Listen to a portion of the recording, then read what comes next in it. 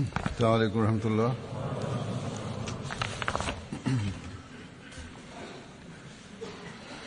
أشهد أن لا إله إلا الله وحده لا شريك له وأشهد أن محمدا عبده ورسوله. أما بعد فأعوذ بالله من الشيطان الرجيم. بسم الله الرحمن الرحيم. الحمد لله رب العالمين. الرحمن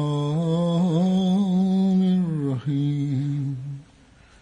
مالك يوم الدين. إياك نعبد وإياك نستعين. اهدنا الصراط المستقيم. صراط الذين أنعمت عليهم غير المغضوب عليهم ولا الضالين. Today is the 20th of February and is known in the Jamaat with reference to the prophecy of Muslih Ma'ud, the promised reformer. The promised Messiah, on whom be peace, had beseeched God to display a sign to establish the truthfulness of Islam, because the attacks against Islam by non-Muslims had then reached their peak.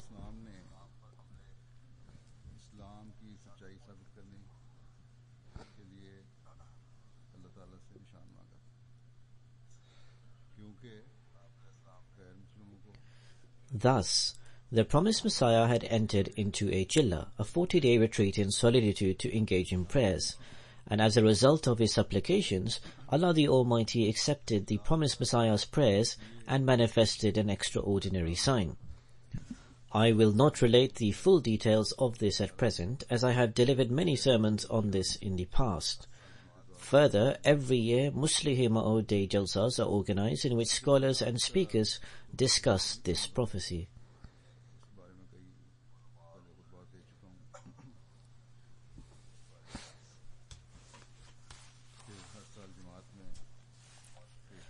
Thus, this is explained to Jamaat members every so often, and inshallah, God willing, it will be this year also, as Muslih Ma'ud Day Jalsas are being held these days.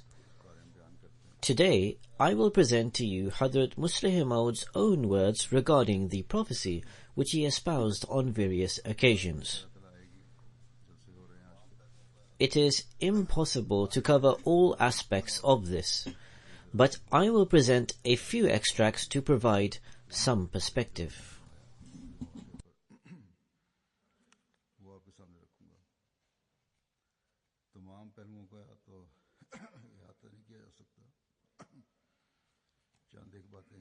Expounding on the background to the prophecy of Muslih Ma'ud, Hazrat Muslih Ma'ud said from a speech he delivered in Hoshiarpur, exactly 58 years ago, of which the 59th year is starting, today on the 20th February 1886, in Hoshiarpur, in this house I am pointing with my finger towards. That is, the house was beyond the area where Hazrat Muslih Ma'ud was giving this speech.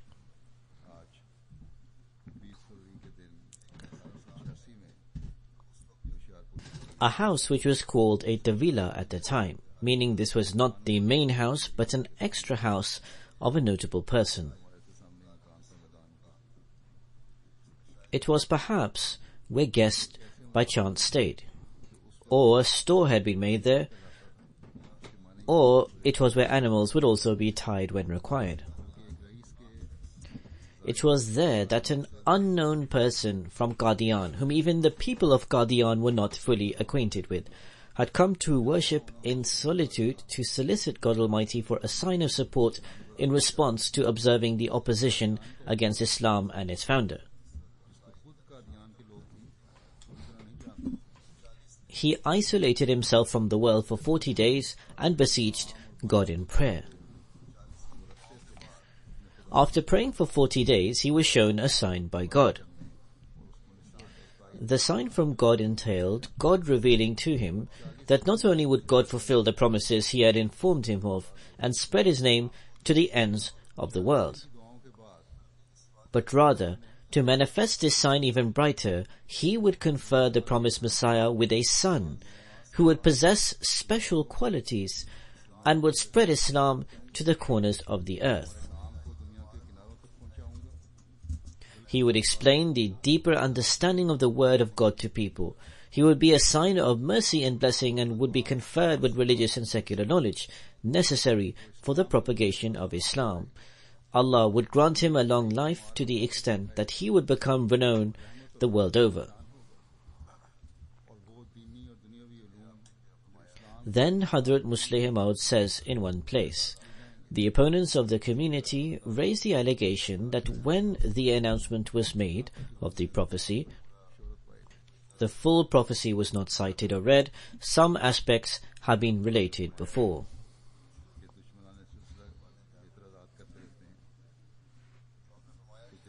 So then he says that when this announcement was made, the opponents started hurling criticisms. Then, on the 22nd of March 1886, the promised Messiah published another announcement. The opponents had alleged that such a prophecy that only said that a son would be born to me lacked credibility, because sons have always been born to people. It is very rare that a person has only daughters and no sons. Otherwise, generally people have sons also, which cannot be considered an exceptional sign. Thus, they objected that even if the promised Messiah had a son, how could he say that through his birth, God had manifested an exceptional sign to the world? Responding to this criticism, the promised Messiah wrote in an announcement he published on 22nd March. This is not only a prophecy, but in fact it is a magnificent heavenly sign manifested by God the Generous and Glorious to establish the glory and truthfulness of our noble and holy Prophet Muhammad, the Chosen One, sallallahu alaihi wasallam. Then in the same announcement the promised Messiah wrote, with the grace and favor of Allah the Almighty and by virtue of the blessings of the seal of the Prophet sallallahu alaihi wasallam, the prayers of this humble one were accepted by the gracious God, and a promise was given to confer me with a soul so blessed that his inner and external blessings would spread across the entire world. Even if God had only said that a son would be born, this would still qualify as a prophecy, because there is a section of people in the world, regardless of how small a proportion they may be, who cannot bear children. Further, the promised Messiah had made this announcement when he was over 50 years old.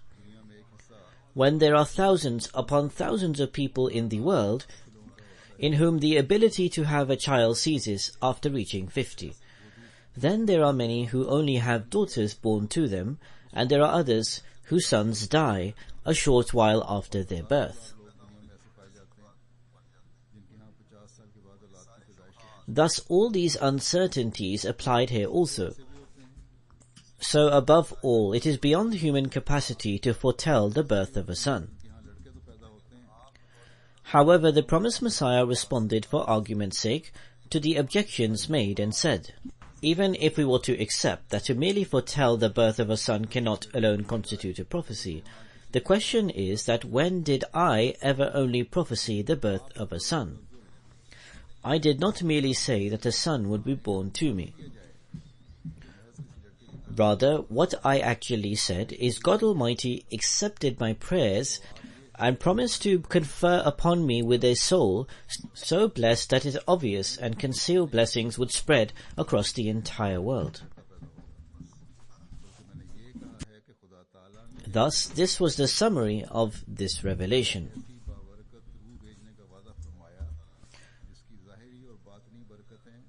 I will not go into all the details of how the blessings of Hadhrat Muslih Maud spread. However, later this will be partly covered.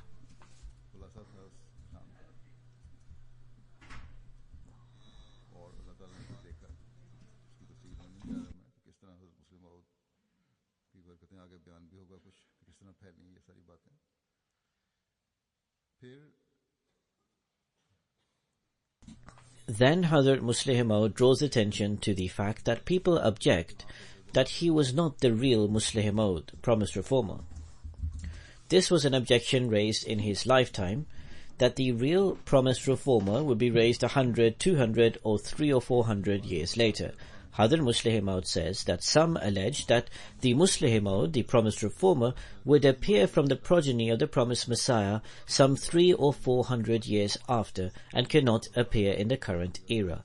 However, none among them who say this show fear of God by actually reflecting on the words of the prophecy. The promised Messiah, on whom be peace, had said that at present it is alleged against Islam that it lacks the quality of being able to demonstrate signs and miracles, and this is why Pandit Lekram would object that if Islam were true, then a sign should be displayed. Inderman was also raising allegations that if Islam were true, a sign needed to be demonstrated. So the promised Messiah submits in prayer to God, saying, "O God, display such a sign that would convince those who seek it towards Islam." That shows such a sign that would convince Andaraman Muradabadi and others. Whilst these other people who object say that when the promised Messiah supplicated to God, he was told that a son would be bestowed 300 years later, who would be a sign of the truthfulness of Islam.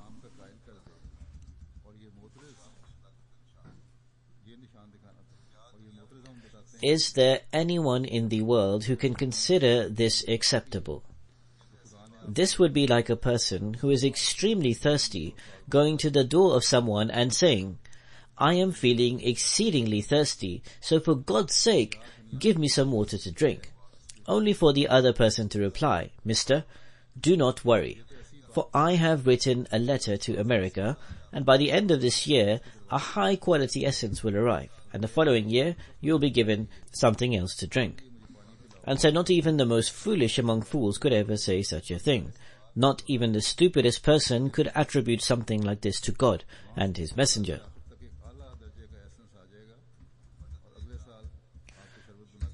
Pandit Lekram, Munshi Andarman Muradabadi and the Hindus of Qadian would say that Islam had made baseless and false claims that its God had the power to display signs to the world, and that if Islam's claim were real, then a sign should be shown to prove it.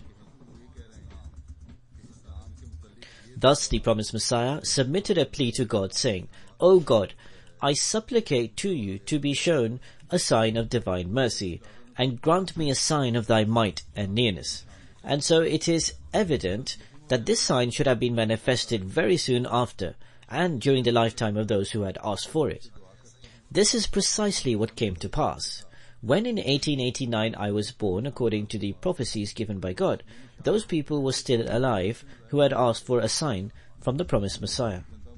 As I grew older, the signs of God Almighty continued to manifest with greater intensity. Hadhrat Muslih Maud then relates a dream or vision he saw with regards to how the prophecy of Muslih Maud made by the promised Messiah applies to him. Hadhrat Muslih Maud says, "I will relate those similarities between my vision and the prophecy of Muslih Maud. I saw a dream where I utter the following words: Anna al-Masih al-Ma'udu, Masilahu wa Khalifatuhu. I am the Messiah, the reflection of the Khalifa. For these words to emanate from my tongue was astounding. In real, if this happened, it would have been astonishing. However, even in the dream, I had gone into a state where I was trembling and may soon awake, thinking, what words have I just uttered? Later, some friends drew my attention to the fact that the mention of messianic qualities is also found in the promised Messiah's announcement of 20th February 1886. Although I had read this announcement before coming, I did not recall its words when delivering the sermon.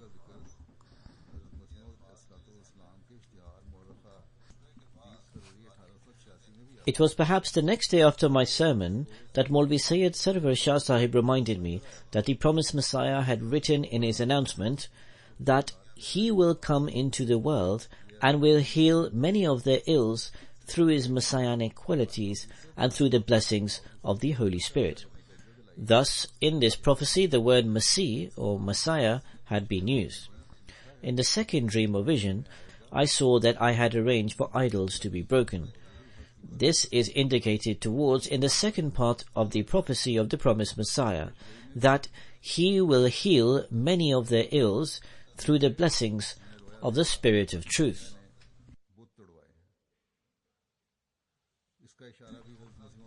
The Spirit of Truth signifies the Spirit of Tawheed, the oneness of God. The truth is that it is God's being which is the ultimate reality, because all else will perish and decline. Thus, Spirit of Truth means the Spirit of Tawheed, through which the prophecy says that he will heal many of the ills through his blessings. Third, I also saw in a dream or vision that I am running. Thus I mentioned in my sermon that in a dream or vision I am not simply walking hurriedly. In fact, I am running fast, and the earth below my feet goes on rolling up. In the words of the prophecy of the Musleh Maud, it also mentions the words that he would grow quicker and quicker. I also saw in the dream that I journey to some foreigners, but I do not complete my mission there. Rather, I intend to travel even further.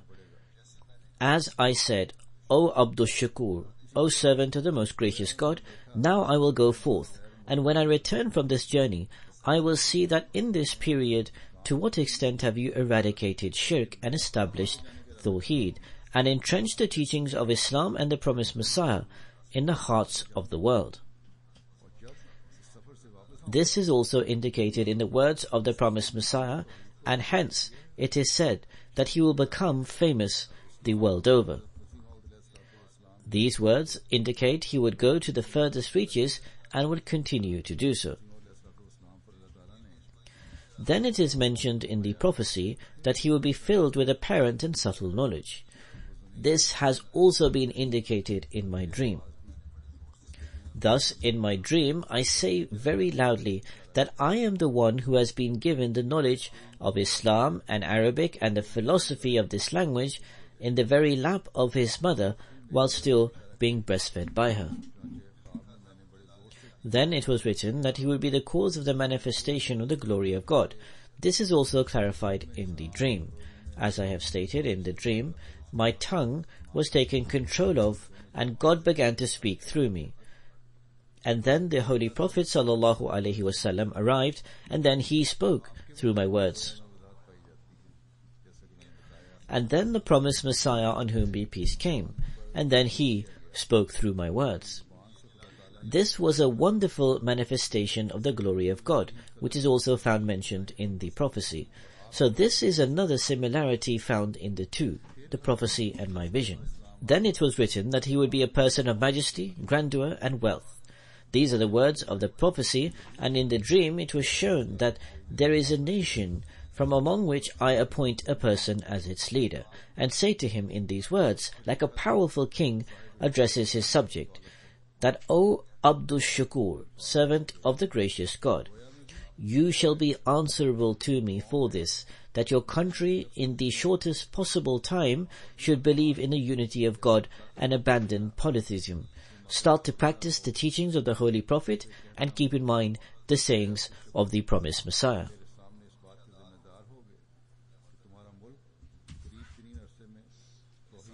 These words which were made to issue forth from my tongue in the vision can only come from one possessed of majesty and grandeur.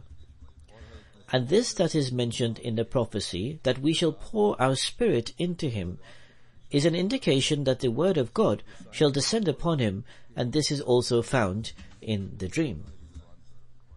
So under divine will and control, I believe in the vision that it is not I who is speaking, but that through the divine command it is God whose words are being revealed upon the words I utter. So these words of the prophecy refer to this very aspect, that we shall pour our spirit into him. Then, when in the vision I think that every step I take is being undertaken under some previous revelation, and this also verify to the same words of the prophecy. Now I think that my belief that my future journey will be according to a previous revelation was in fact indicating towards the prophecy of Muslih Ma'ud. It was outlining the blueprint for my life would be this prophecy, and that it is under the divine will. Now I consider that the deliberate ambiguity in the first revelation in terms of who it relates to has an inherent wisdom, that although it indicates towards a prophecy of Muslih Ma'ud, it did not allow for any personal thoughts to enter with it, which I attained through this prophecy. This is always the interpretations of dreams and revelations from God, and is among the secrets and mysteries of the heavenly signs in terms of similitude, which is found between my vision and the prophecy of the promised Messiah.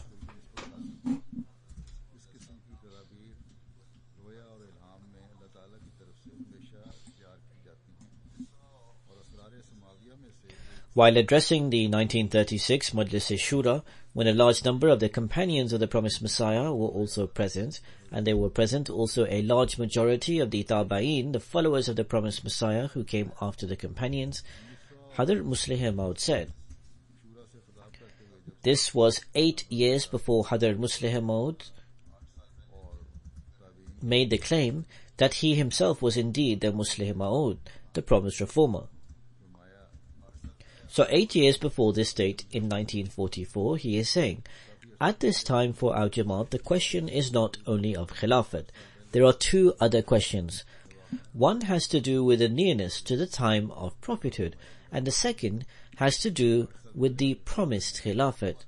Both of these are such that not everyone who follows the Khalifa can experience.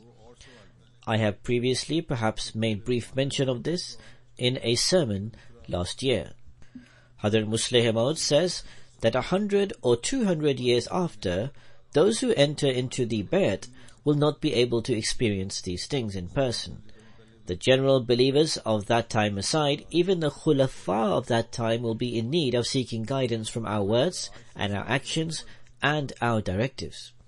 Indeed, what to talk of us? They will be in need of seeking guidance from your words and your actions and your directives. Here mention is being made of the companions who were present before him. So Hadrat Muslih Ma'ud said that they would be khulafa of their time, but they would say that such and such a person of that khilafat said or did such and such thing. So we too should act on this. So this is not just a question of khilafat and the nizam of the Jamaat, but rather is a question that has to do with the very essence of our religion and faith. Then it is not just a question that relates to Khilafat, but rather it relates to the promised Khilafat, the Khilafat that has been established based on revelation and prophecy. There is a type of Khilafat where God Almighty, through people, elects the Khalifa and accepts him. Hadrat Muslih Ma'ud says about his own Khilafat that this is not just that type of Khilafat.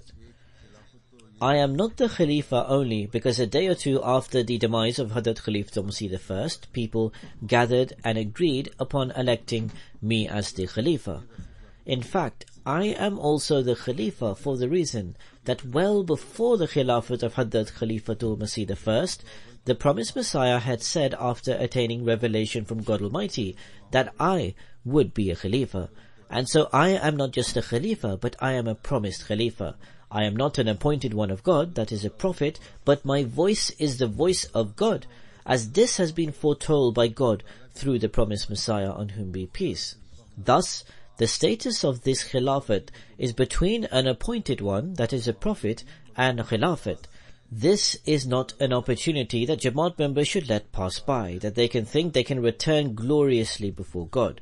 Just as it is true that prophets do not appear every day, so too is it true that a promised Khalifa will not either. Neither is it possible for anyone to say commonly that 30 or 40 years ago we heard the Prophet say. The feeling of spirituality and closeness that could arise in one's heart who says that an appointed one from God Almighty and His Messenger said this statement 30 years from today cannot occur in the heart of a person in the same way who says that a messenger of God Almighty stated this 200 years ago. This is because a person who says it after 200 years cannot testify to it, whilst the person who says it after 20 or 30 years can. That is why he stated that the statements made by the people of this age will be taken as guidance by the later Khulafa, who would then relate it. Then, in response to those people who say that if he was Muslih Ma'ud, then why did he not announce it? Because the announcement he made was in 1944. To this, Hazrat Muslih Ma'ud stated that people have tried to convince me to announce that I am the Muslih Ma'ud. However, I have never felt the need for this. The opponents say that your followers call you Muslih Ma'ud, yet you have not claimed to be the Muslih Ma'ud. But I say that what need is there for me to make a claim? If I am the Muslih Ma'ud, then my position will not be affected in any way if I do not make a claim, as it is my belief that a prophecy regarding a person who is not a prophet does not need to make a claim. Hazrat Muslih Ma'ud states that my belief is that a prophecy regarding a person who is not commissioned by God does not need to make a claim, and even a Mujaddid, a reformer, is not commissioned. Therefore, why do I need to make a claim? The Holy Prophet ﷺ prophesied about the invention of the train. But is it necessary for the train to make a claim? There is a prophecy concerning the Dajjal, but does the Dajjal need to make a claim? Indeed, one who is commissioned by God Almighty must claim if there is a prophecy made regarding him. However, for someone who is not commissioned, then even if he does not know that the prophecy has been fulfilled in his person, it does not matter. How many of the Mujaddideen, the reformers, whose names are entered in a list published after the approval of the promised Messiah, made a claim to being the Mujaddid? I have heard the promised Messiah ﷺ say himself that he thought the Emperor Aurangzeb was a reformer of his age. But did he forward any claim? Umar bin Abdul Aziz is revered as a reformer. Did he make any claim? Thus, it is not necessary for a non-commissioned one to make a claim. Only those who are commissioned and regarding whom there is a prophecy must make a claim. One should only look at the works of a person who has not been commissioned. If he is carrying out the task, then there is no need for his claim. In such circumstances, even if he denies it, we will still say that he has fulfilled the prophecy. Even if Umar bin Abdul Aziz denied that he was a Mujaddid, we would still say that he is a Mujaddid, because it is not necessary for a Mujaddid to make a claim. Only those Mujaddideen, reformers, would have to make a claim who have been commissioned. However, anyone who has not been commissioned, but saves Islam from its decline, and protects it from the enemy's attack, we can call him a Mujaddid, whether he knows it or not. What is the task of a Mujaddid? One who restores the reputation of Islam and protects it from the attacks of its enemies, that is a Mujaddid. He states that a Mujaddid can also be commissioned if he makes a claim like the promised Messiah did. Therefore, there is no need to make a claim of being Muslih Ma'ud, and neither to be apprehensive over the comments from the opponents. There is no dishonor in this. True honor is that which is granted by God Almighty, even if someone is held in disgrace in the eyes of the world. If he treads upon the path of God Almighty, he shall surely be honored. If someone establishes his claim through falsehood and gains some success among people due to his sharp and cunning behavior, he will have no honor in the sight of God the Almighty. Whosoever is not honored in the sight of God, regardless of his worldly honor, he has only incurred loss and gained nothing, and will eventually perish one day.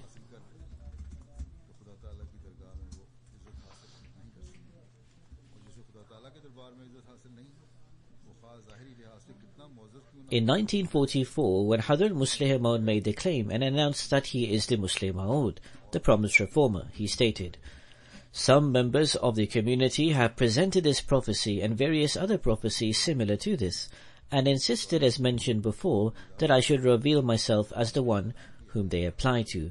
However, I have always told them that the prophecy reveals itself, who it is intended for. If these prophecies are about me, then with time it will eventually be revealed that they have been fulfilled in me, and equally, it will testify against me. In both cases, I do not need to say anything. If these prophecies are not about me, then why shall I become a sinner by saying that they are? And if they are about me, then why should I become hasty? Because time will eventually reveal it. As it is mentioned in the Revelation, is he the one that was to appear, or should we search for someone else? Therefore, the world has asked this question so many times that so much time has elapsed. Therefore, this long duration has also been mentioned in a revelation of the promised Messiah, on whom be peace. For instance, regarding Hazrat Yaqub, the brothers of Hazrat Yusuf said that he will continue to talk about Yusuf to the extent that he will become severely ill or die, and the promised Messiah alayhi salam was given the same revelation.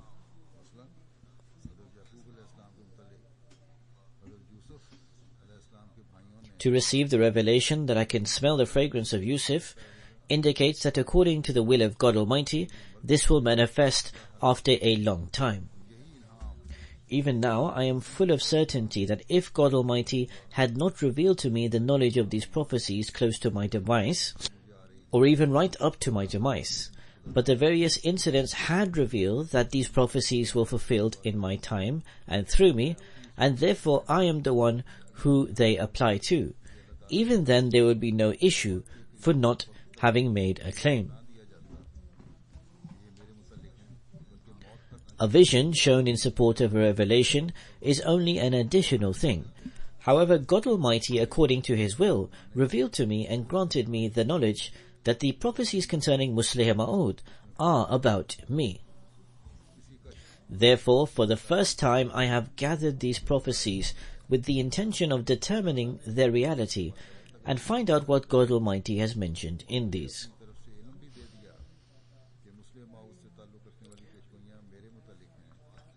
Members of our community often attribute these prophecies towards me.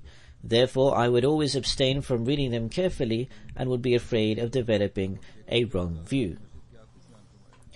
However, for the first time, I have read all of the prophecies, and after having read them, by the grace of God the Almighty, I can say with complete belief and certainty that God Almighty has fulfilled these prophecies through me.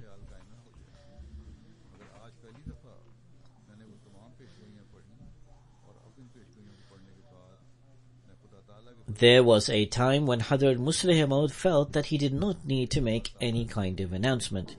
And then there was a time when God Almighty revealed and disclosed that he was the Muslih Maud, the promised reformer, and that he should announce it. And so then he openly challenged the critics and non-believers. He stated, "I swear by Almighty God that the prophecy concerning the Muslih Maud relates to me, and God Almighty has fulfilled them through me, which the promised Messiah made about the promised one who was due to appear. Whoever thinks that I have forged a lie and fabricated this, then he should come forward and enter into a mubahila, a prayer duel, with me regarding this, or he should take oath and declare that God Almighty has informed him that I am lying." God the Almighty will then reveal through His heavenly signs as to who is false and who is truthful.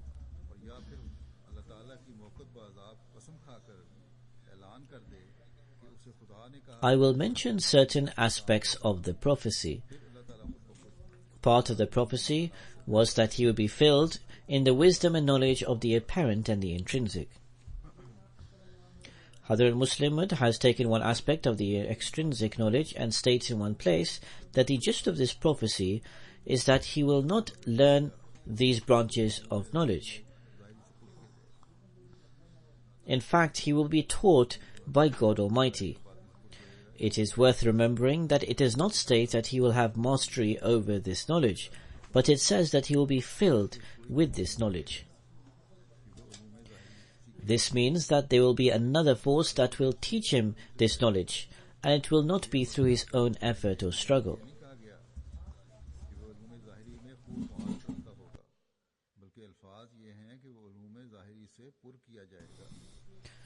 The extrinsic knowledge that is mentioned cannot be subjects like mathematics, science, and others, because the words of the prophecy are that he will be filled, which means that God Almighty will teach him. However, God Almighty does not teach science, mathematics, geography, and others, but teaches the knowledge about faith and the Holy Quran.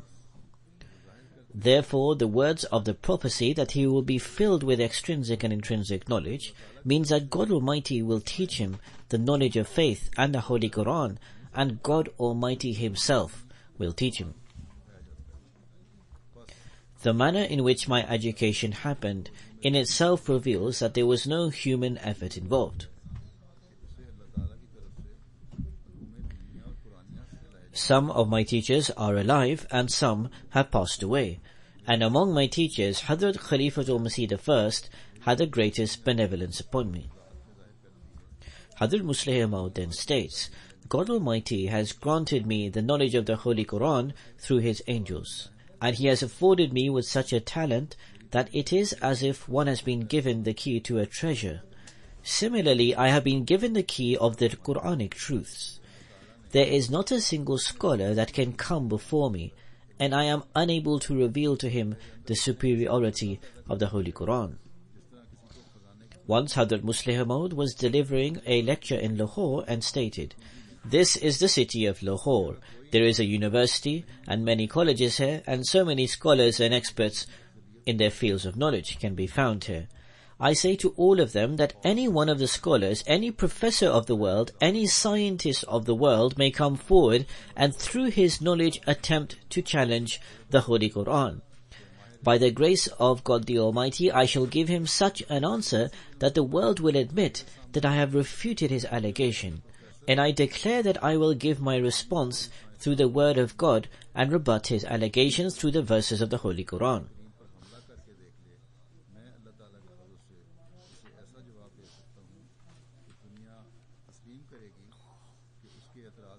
Hazrat Musleh Maud once wrote an article, The Message of Ahmadiyyat, in which he explained the answers to those who asked the question that what is Ahmadiyyat.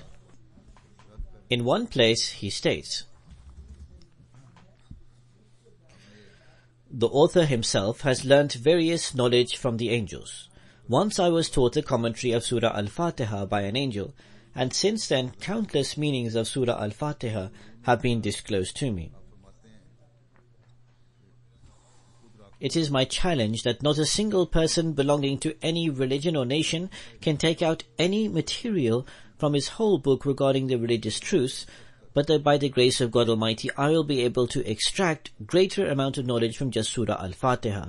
I am offering this challenge to the whole world, yet no one has ever accepted it. Proof of the existence of God, proof of the unity of God, features of a perfect law, and its need by the human race, prayer, destiny, Day of Judgment, heaven and hell, prophethood and its need, the light that Surah Al-Fatiha sheds upon these subjects is such that not even hundreds of pages of the other books could shed as much."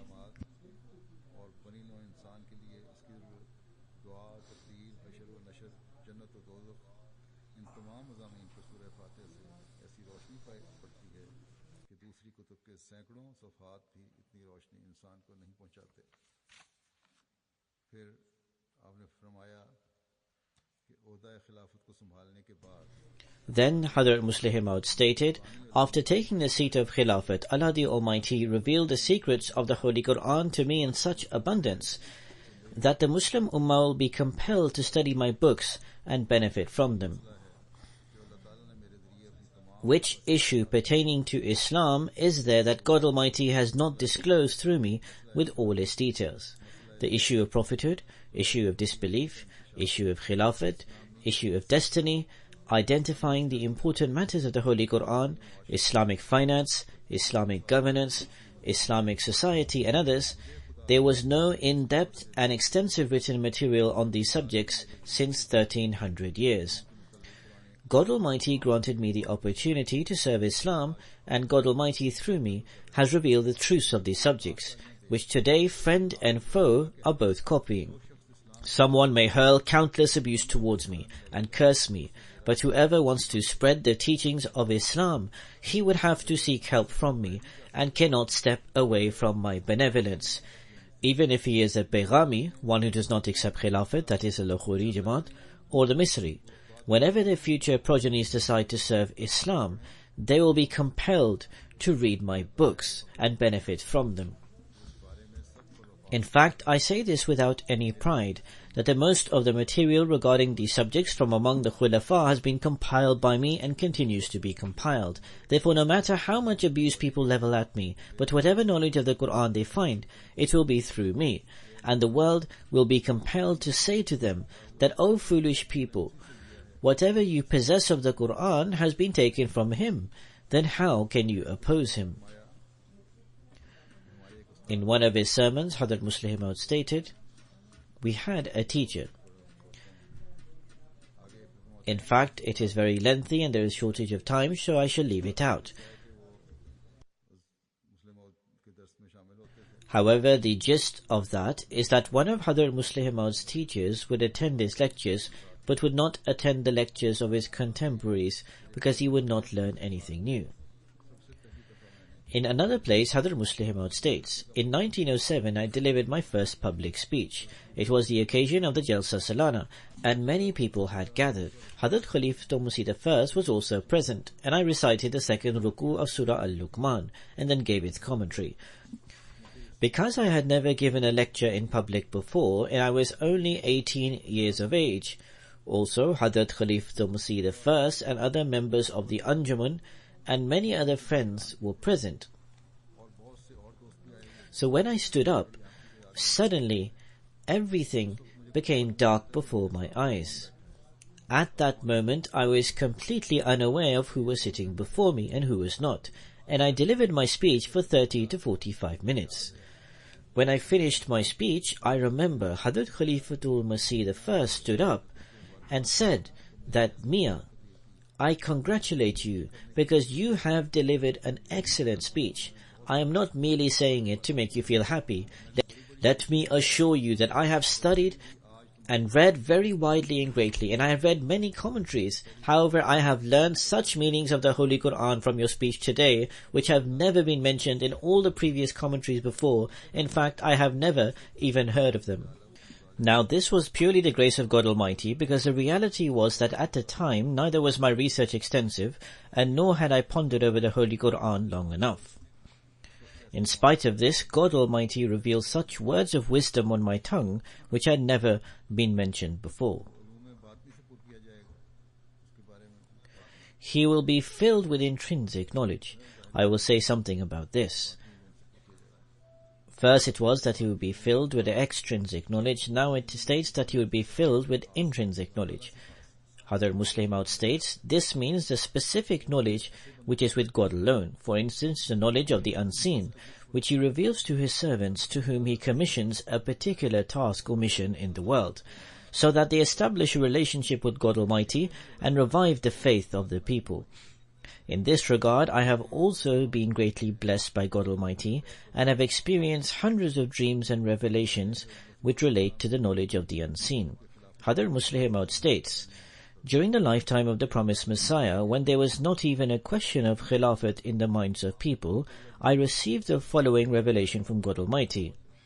إِنَّ الَّذِينَ اتَّبَعُوكَ فَوْقَ الَّذِينَ كَفَرُوا إِلَى يَوْمِ الْقِيَامَةِ meaning that those who follow you will remain exalted above those who disbelieve until the day of resurrection. I told the promised Messiah, on whom be peace, about this revelation, and he wrote it down. This is the same verse that comes in the Holy Quran regarding Prophet Jesus. However, the wording is وَجَعِلُ الَّذِينَ اتَّبَعُوكَ فَوْقُ الَّذِينَ كَفَرُوا إِلَى يَوْمِ الْقِيَامَةِ, that, and will exalt those who follow thee above those who disbelieve until the day of resurrection. However, the revelation I received was إِنَّ الَّذِينَ اتَّبَعُوكَ فَوْقُ الَّذِينَ كَفَرُوا إِلَى يَوْمِ الْقِيَامَةِ, which has more stress and emphasis, because it states, I swear on my being that I will exalt those who follow thee above those who disbelieve until the day of resurrection. As I have mentioned before, that I told the promised Messiah about this revelation, and he wrote it down.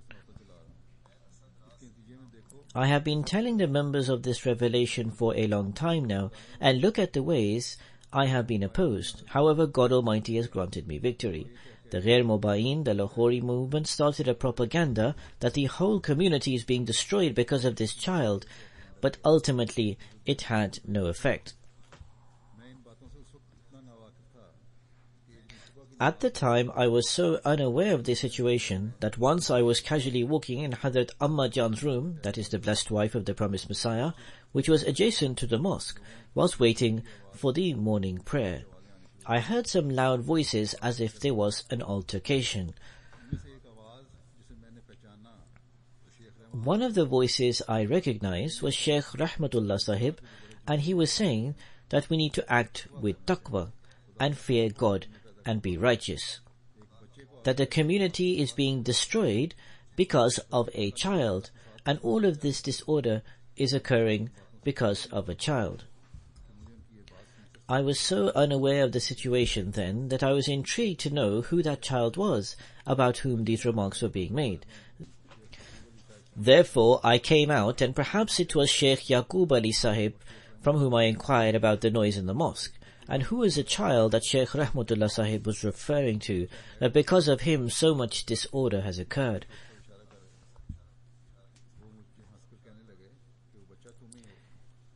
He laughed and replied that the child was in fact me, and that who else could it have been? Thus mine and their example is like that of a blind man and his companion who could see and went to eat. The blind man thought that because he is unable to see and his companion can, therefore he must be eating more than him, and as a result started eating quickly. He then thought that because he has seen this act of his, therefore he too has started to eat quickly. And so he started to eat with both hands. Again, the blind man thought that perhaps his companion has seen this act of his and has also started eating with both hands, and as a result started eating with one hand, and with the other hand began to fill his lap with rice. Once again, the blind man thought that this act of his had been witnessed by his companion, and he too is doing the same, and therefore got hold of the dish, stood up, and said, this is now his share because his friend had taken his share. However, the poor companion had not even eaten anything yet, and was just laughing inside at the actions of the blind man. Hazrat Musleh Maud states, this condition was similar to that of mine and theirs. They were also like that blind man, and thought that I was now doing something and trying to lure the community away, when in fact I was completely unaware of what was happening against me. I did nothing except put all my trust in God Almighty, and was so unaware of the situation that I thought the child being referred to be someone else. However, despite the fact that they were so influential and had so much influence on the community, but God Almighty proved all of their propaganda to fail, and He granted me triumph and success. Hazrat Musleh Maud then states, it is also incorrect to say that the words of the prophecy that He will convert 3 into 4 has not been fulfilled in me. By the grace of Almighty Allah, I have converted 3 into 4 in many ways. Firstly, Mirza Sultan Ahmed Sahib, Mirza Fazal Ahmed Sahib, and Bashir Awwal, that is Bashir the First, were all born before me, and I was the 4th. Secondly, after me the promised Messiah had 3 more sons, and so in this way also I was the 4th, to those three: Mirza Mubarak Ahmad, Mirza Sharif Ahmad, and Mirza Bashir Ahmad, and he was the fourth. Thirdly, I have also converted 3 into 4 in this way, that amongst the living progeny of the promised Messiah, on whom be peace, only 3 brothers, that is, Mirza Bashir Ahmad, Mirza Sharif Ahmad, and I, were among his spiritual progeny, because we had accepted him. Mirza Sultan Ahmad Sahib was not among the promised Messiah's spiritual progeny. He had a lot of trust in Hadrat Khalifatul Masih I. However, regardless of the trust, he did not accept Ahmadiyyat during the time of the promised Messiah. But from a dream of the promised Messiah, it seems like that guidance was decreed for him.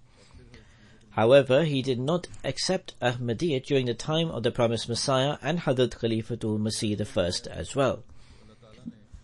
During my time, Allah the Almighty created such circumstances that He accepted Ahmadiyyat through me. In this way, Allah the Almighty enabled one of the promised Messiah's sons to take the bay'at, the oath of allegiance, on my hand in extraordinary circumstances, even though he was my older brother, and it is very difficult for an older brother to take the bay'at, the oath of allegiance, on the hand of his younger brother. So after taking the bay'at, he said himself that for some time I remained reluctant to take the bay'at, because I would have preferred to take the bay'at on the hands of the promised Messiah, or the hands of Khalifatul Masih I, upon whom I had immense trust. How could I take the oath of allegiance on the hand of my younger brother? However, Mirza Sultan Ahmad stated that at last I said to myself that I have to drink from this cup. So he took the bay'at on my hands accordingly. In this way, Allah the Almighty enabled me to make 3 into 4, because according to the first spiritual condition, we were only 3 brothers from the promised Messiah's progeny, but afterwards we were 4.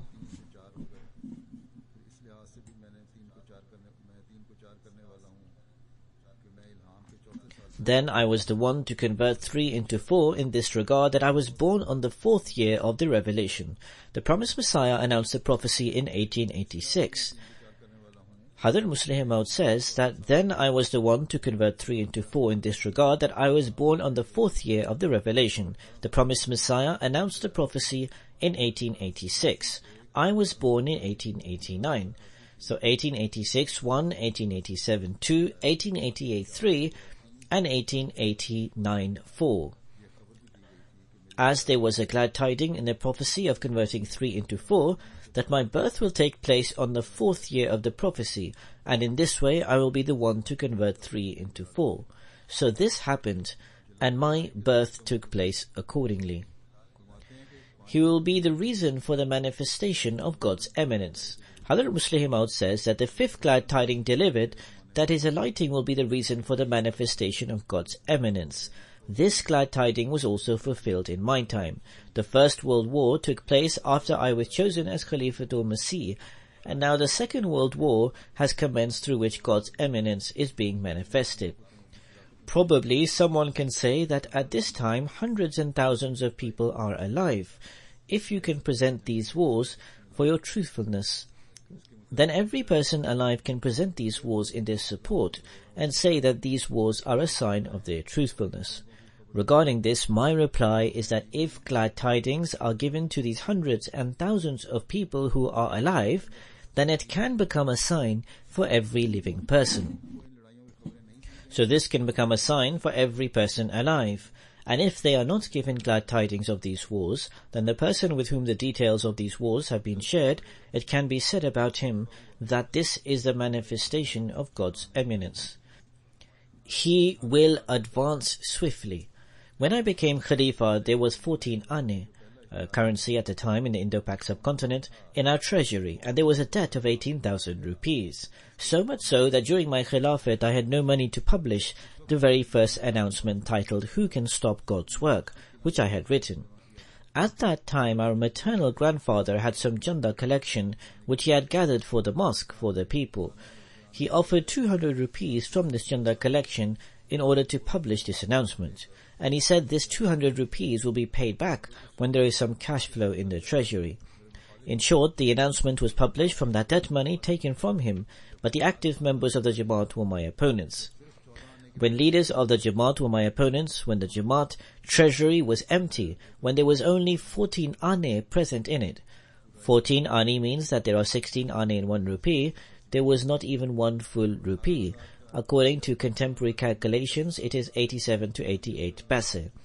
When there was a debt of 18,000 rupees on the Anjuman, the majority of the members of the Anjuman were my opponents, when the secretary of the Anjuman was my opponent, when the headmaster of the madrasa was also. Then these were my words that I had published in this announcement according to the tenor of God. God wants the unity of the Jamaat upon my hand, and no one can halt this desire of God now. Do they not realize that they only have 2 options left?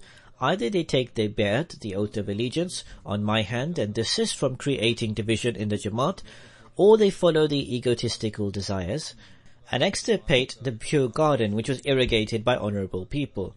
Whatever happened has surpassed, but now there is no doubt that there is only one way to establish the unity of the Jamaat, which is by taking the bay'at on the hand of the Khalifa chosen by God.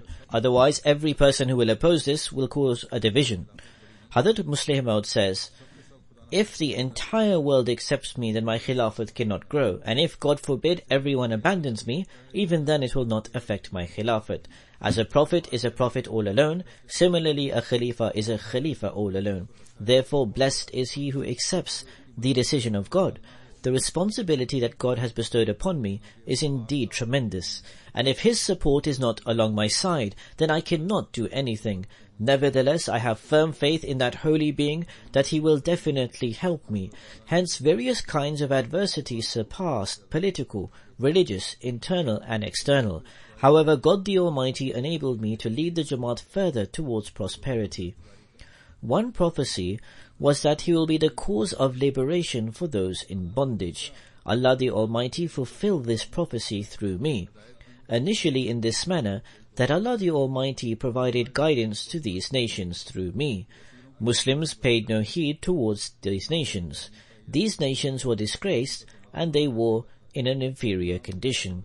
These nations were living a life of prisoners. They had neither education nor possessed a high quality of life. They did not have any training, just as in African areas, which the world has discarded, and they were compelled to work for nothing, and they were used for mere service.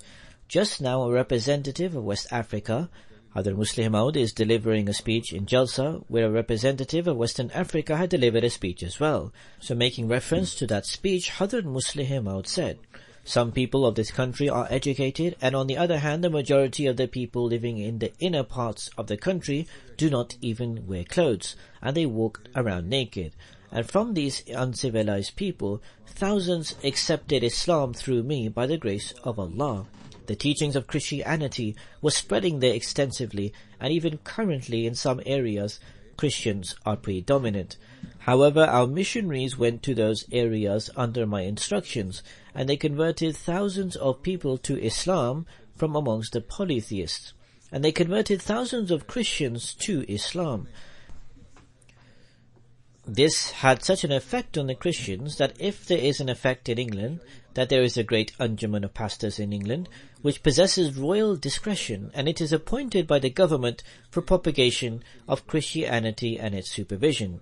This Anjuman appointed a commission to report why the progress of Christianity had stopped in West Africa. The report presented by this commission to the Anjuman mentions Ahmadiyyat more than a dozen times, and it is written that this Jamaat halted the progression of Christianity. In short, African people are accepting Islam abundantly in West Africa and America. Similarly, by granting me the opportunity to propagate among these nations, Allah the Almighty has made me the liberator of these prisoners, and He granted me the ability to elevate their standard of living. Then Hazrat Muslih Maud states that the incident of Kashmir is also a powerful proof of the truthfulness of this prophecy regarding the liberation of prisoners and those in bondage. And every person who ponders over these incidents seriously, he will not be able to remain without accepting the fact that Allah the Almighty created means of liberation for the Kashmiris through me and defeated their enemies. he states that there are two big and important parts to this prophecy. The first part of this prophecy is that the promised Messiah was given the glad tiding from God that I will spread your name to the corners of the world. Now, by being a son of the promised Messiah alone, how could the promised Messiah's name reach the corners of the world until certain acts were not manifested by him, through which he would become famous worldwide? There are some great writers who spend their entire lives writing, and for this reason they become famous. Some people do evil deeds, and for this reason they become famous. Some people know names of famous thieves and robbers. However, their good or bad reputation does not reach the entire world. Their reputation remains within an area or certain part of a country. However, the promised Messiah announced that he will cause his name to reach the corners of the world. Then surely this prophecy could be called a magnificent prophecy if the promised Messiah became famous in extraordinary circumstances. Accordingly, we witnessed that it happened in this way. The promised Messiah took Bay'at from people 2.5 months after my birth, and in this way the foundation of the Ahmadiyya movement was laid in this world. Hazrat Musleh Maud states that I established missions in different corners of the world to spread Islam and Ahmadiyyat. Now when the promised Messiah passed away, the Ahmadiyya movement was established only in India and to some extent in Afghanistan.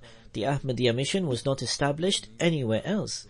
However, as God the Almighty had informed in the prophecy that the promised Messiah's fame will reach the corners of the earth, God granted me the ability to establish Ahmadiyya missions in different countries.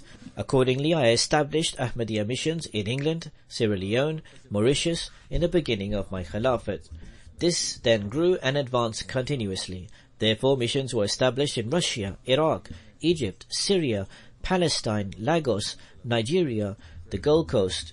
Gold Coast is currently known as Ghana, Sierra Leone, East Africa, and Europe. Then, other than England, missions were established in Spain, Italy, Czechoslovakia, Hungary, Poland, Yugoslavia, Albania, Germany, the United States, Argentina, China, Japan, Malaya, Strait Settlements, Sumatra, Java, Solobia, and Kashgar, with the grace of Allah. Some of these missionaries have been arrested by the enemy, and some are working. Some missions have been closed down temporarily due to war. That is to say, the Second World War was in progress. In short, there is not a nation in this world that is not familiar with the Ahmadiyya movement. There is not a nation that does not perceive Ahmadiyyat as an ever-increasing flood which is advancing towards their countries. Governments are perceiving its traces so much so that some governments are trying to oppress it. This is not only about those times. Even in this day and age, these things are coming to light.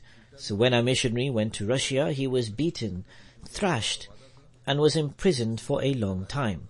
However, it was God's promise that he will spread this movement and spread its fame to the corners of the world through me. For this reason, he caused Ahmadiyyat to reach all these places with his grace and favor, and in some places large Jamaat or communities were also established. There are various parts of the prophecy which were fulfilled in the person of Hazrat Musleh Maud and were fulfilled several times in a magnificent manner.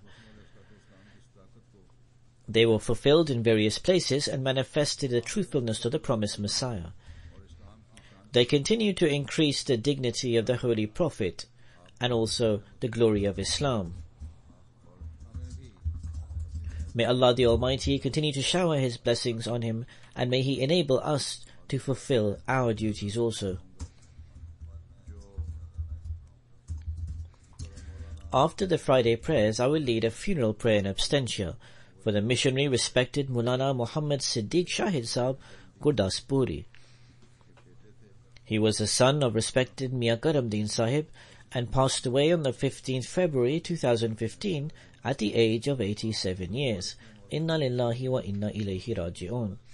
He was able to serve the Jamaat for 60 years in various countries and in the headquarters of the movement under various offices. His entire life is replete with service of faith, continuous struggle, propagation towards Allah, and obedience of Khilafat. Until his health approved, he busied himself wholeheartedly in religious activities. He suffered from paralysis a short while ago, due to which he became bedridden. On 31st October 1928, he was born in Lodi Nangal, Tehsil Batala, and in 1914, Allah the Almighty granted his father, Mian Karamdin Sahib, the opportunity to do the Bayat, the oath of allegiance, on the hands of Hadrat Khalifatul Masih I. In 1940, after finishing his primary school, Maulana Siddiq Sahib arrived in Qadian and got admission in Madrasa Ahmadiyyat. By the grace of Allah, he was amongst the most intelligent students there. He used to stand first or second in his class. In 1947, he got admission in Jamia Ahmadiyya after passing Madrasa Ahmadiyyat. In 1949, while attending Jamia Ahmadiyya, he passed the exam for Maulvi Fazil. In 1950, he got admission in the first class for missionaries in Jamiatul Mubashirin, and in 1952, he passed the Shahid class. After this, he travelled for the first time from Rumbwa to Sierra Leone, West Africa, for the purpose of propagation. On 23rd October 1952, he departed by ship from Karachi to London. After residing here for a month, he left for Sierra Leone in December by ship. There, after fulfilling his responsibility of propagation towards Allah for 4 years, he returned to Pakistan on 19th October 1956. For 3 years, he continued to fulfill various duties in their headquarters. On December 1959, he was sent to Sierra Leone again as Amir Jamaat and missionary in charge.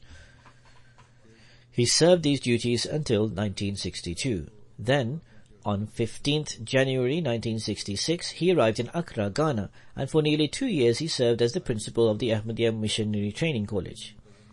On July 1968, he was appointed for the 3rd time in Sierra Leone and served as Amir and missionary in charge until 24th May 1972. On 31st July 1973, he arrived in America. Allah the Almighty granted him the ability to serve in America for 4 years. When he was Amir Sierra Leone, at that time Hadrat Khalifatul Masih III toured Africa for the first time. He was present there at the time. In Pakistan, he served under numerous offices. He was humble in nature, selfless, modest, hard-working, quiet, and always ready to serve. There was simplicity in his disposition. He had deep knowledge and was fond of writing. He used to benefit members of the Jamaat with his knowledge and experiences and observations through the daily Al-Fazl. Every now and then his articles decorated the Al-Fazl. When Hadrat Khalifatul Masih III toured West Africa, he commented regarding some missionaries that they have attained a serene status, and among those missionaries, Hadrat Khalifatul Masih III also mentioned his, Siddiq Sahib's name. He was married to Amdul Majid Sahiba, daughter of respected Khalil Ahmed Sahib of Gol Bazar. She provided support to her husband with the spirit of Waqf.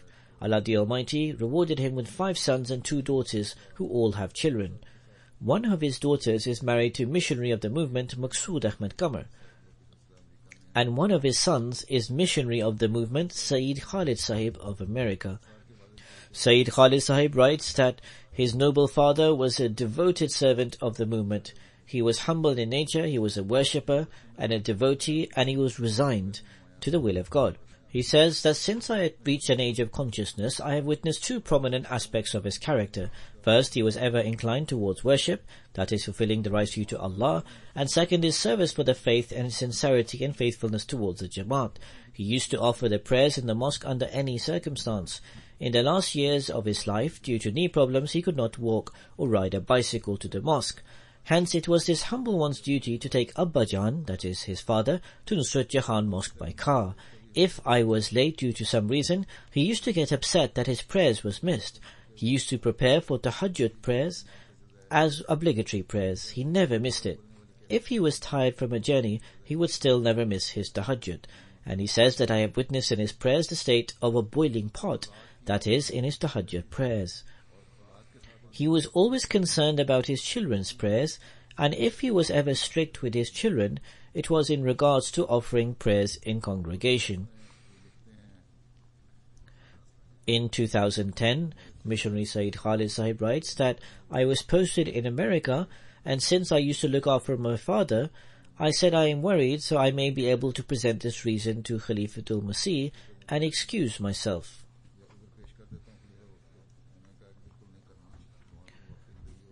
So he, Siddiq Sahib, instructed me firmly and stated, "You are a Waqf-e-Zindagi. You should go immediately." Then he, Sayyid Khalid Sahib, says that he, Siddiq Sahib, had tremendous love for Khilafat. He used to follow every single instruction stated in Khutbat-e-Imam, the Friday sermons, and he also instructed us to do the same. He had immense trust in God. Once he says that my older brother came from America and found out that some household need was not met due to lack of funds. My brother said to my father, "Why did you not mention this to me?"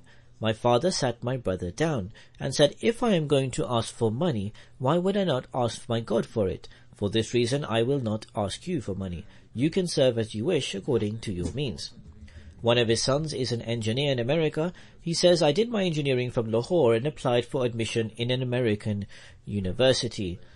Upon getting the admission, I applied for a study visa, but there were some difficulties regarding this matter. Classes were about to commence in America and I was worried. My father was in Africa and I wrote to him for prayers and mentioned everything. I was still in Lahore. I woke up one morning and it occurred to me that I should go to the American consulate. I went there. The American consulate said, 'You have not yet passed the test. Why are you here?' I shared all details with him about the admission and commencement of classes, and I said to him that if I was not qualified, the university would not have given me admission. At this, the American consulate asked me to have a seat, and after half an hour he gave me the visa. When I returned to Rabwa, there was a letter from my father which was written in Africa 10 to 12 days ago. It was written in this letter that I have prayed to God, and God has informed me that you have received the visa." His son-in-law, who is a missionary, writes that he, Siddiq Sahib, had firm faith in prayer. When he was returning from Sierra Leone and he handed everything over to Khalil Ahmad Mubashir Sahib, Khalil Sahib inquired, "What should I do in adverse situations? And how should I take care of the Jamaat? How did you take care of the Jamaat?" Siddiq Sahib only stated one thing, that whenever I face adverse situations, I used to close the door, and the promised Messiah has also mentioned this. Then it is me and my God. This is the remedy to cure all the problems.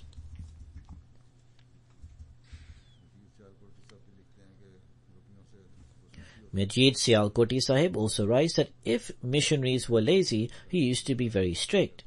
But he used to be very caring and loving towards them also. He used to take care of his food expenses even during journeys, regardless of the fact that he would eat peanuts or dry fish.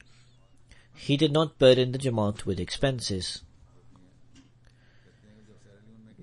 Missionary Hanif Qamar Sahib says that when I went to Sierra Leone and analyzed the circumstances of old missionaries, then there was an African Ahmadi brothers of ours,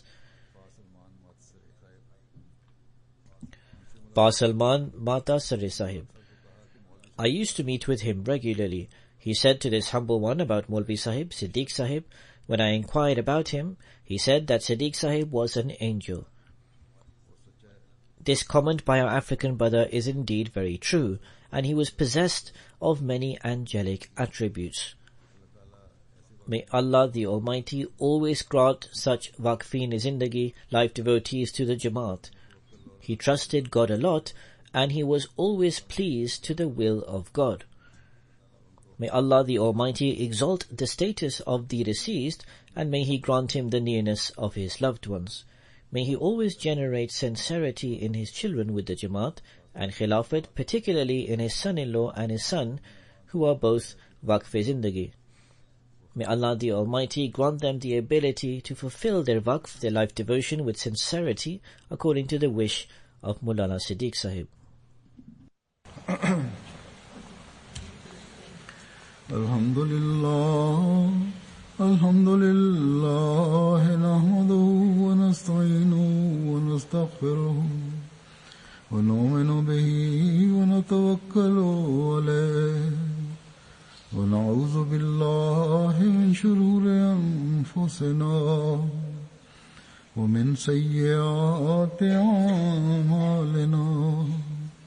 من يهده الله فلا مضل له ومن يضلله فلا هادي له ونشهد أن لا إله إلا الله ونشهد أن محمدا عبده ورسوله عباد الله رحمكم الله إن الله يأمر بالعدل والإحسان وإيتاء ذي القربى وينهى عن الفحشاء والمنكر والبغي يعظكم لعلكم تذكرون اذكروا الله يذكركم وادعوه يستجب لكم ولذكر الله